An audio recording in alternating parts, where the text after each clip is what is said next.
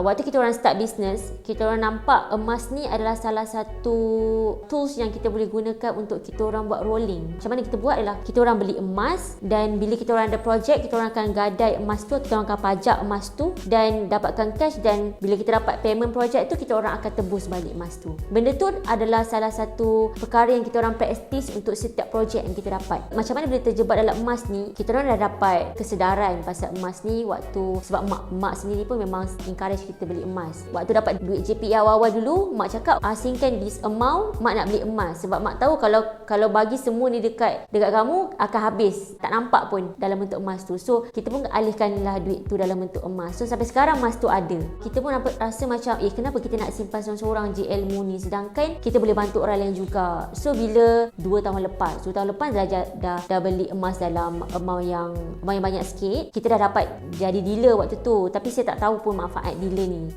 Okey, bila kita dah tahu dah manfaat emas ni, kita rasa macam kita kena ceritakan dekat orang lain. So, menyebarkan kebaikan dekat orang lain supaya orang lain pun dapat selamatkan duit diorang dalam simpanan emas. Sebabnya, harga emas ni tahun ke tahun dia takkan turun. Dan dia memang akan naik setiap tahun. Kalau kita tanyalah mak-mak kita kan, siapa je mak yang tak ada emas? Mesti dia suka nak beli emas. Ada duit sikit je, jom pergi kedai emas. Jom pergi kedai emas. Bila kita nak buat simpanan emas ni, kita akan gunakan emas 999. Day by day, kita tahu manfaat emas ni, kita rasa macam nak tolong lagi. Kalau boleh nak tolong lagi banyak business owner, nak tolong lagi banyak orang-orang di luar sana yang simpan duit kecemasan mereka dalam bentuk emas supaya kalis inflasi. Sebab seperti mana kita tahu, inflasi yang berlaku dekat Malaysia sekarang, tak kisah dekat Malaysia ataupun dekat seluruh dunia sekarang, rate dia meningkat setiap tahun. Sebab itulah kalau dulu beli goreng pisang RM5 tak terhabis lah, tapi sekarang ni RM5 ni cukup-cukup makan je.